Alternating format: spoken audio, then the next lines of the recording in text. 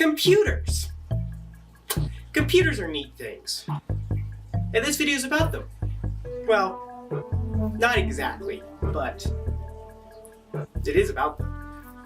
Though it's not about any of these particular machines. Or that.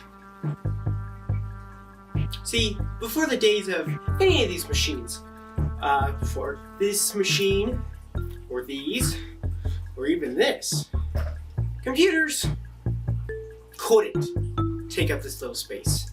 Computers were ginormous machines, purpose-built for the purpose of computation.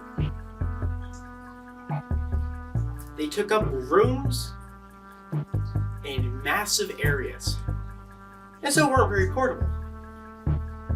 As a result, they couldn't really communicate with each other. Well, the first computers couldn't.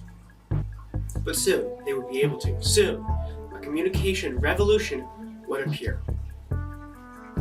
Though, it doesn't really involve these right now. Honestly, we kind of...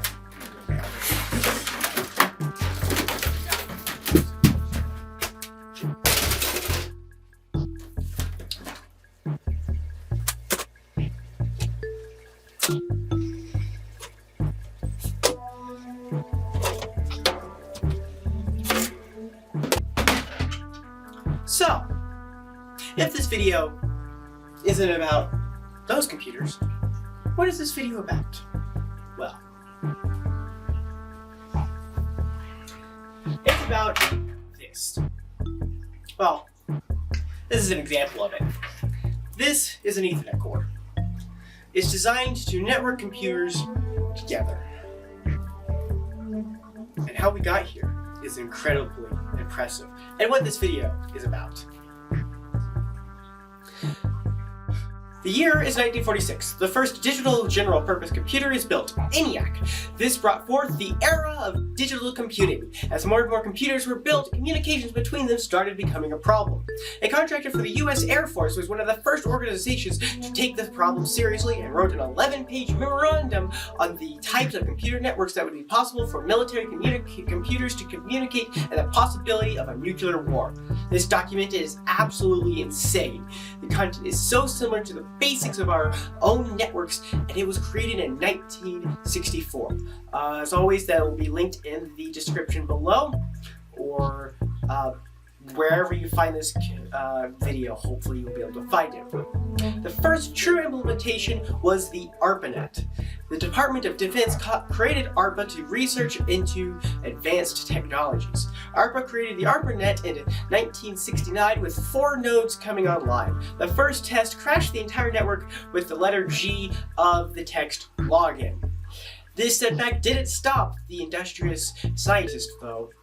And in 1971, the network grew to 15 nodes and with 23 hosts, and the first international connection was made in 1973. The ARPANET is cool and all, but wasn't the only network around. By this time, a huge number of networks were sprouting up. However, all these networks were incompatible with each other and had no way to communicate with each other.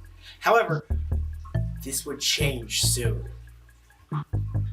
1974, Vincent Cerf and Bob Kahn published a protocol for packets network intercommunication. This laid the foundation for TCP, and the ability for networks to have a unified communication protocol between each other.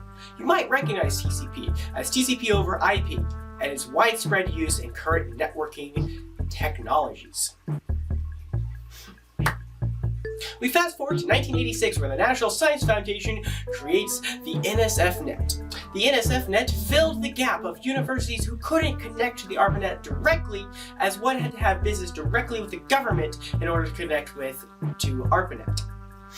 NSF-Net started with a backbone of 56 kilobits per second, then got upgraded to 1.54 megabytes per second in 1988. In 1990, ARPANET shuts down and the remaining services were migrated to NSF-Net. This left NSF-Net as the only major network in the United States. NSF-Net continues to experience increasing growth and upgrades to a 44.736 megabyte backbone in 1991. During this time, the network engineers knew their grant to keep the network operating was soon going to finish up, and they started making plans to migrate their services to private internet service providers and backbones. This moves up to our modern day system of private backbones and internet service providers. And this is where we are going to leave off nearing our modern day of private backbones and private internet service providers.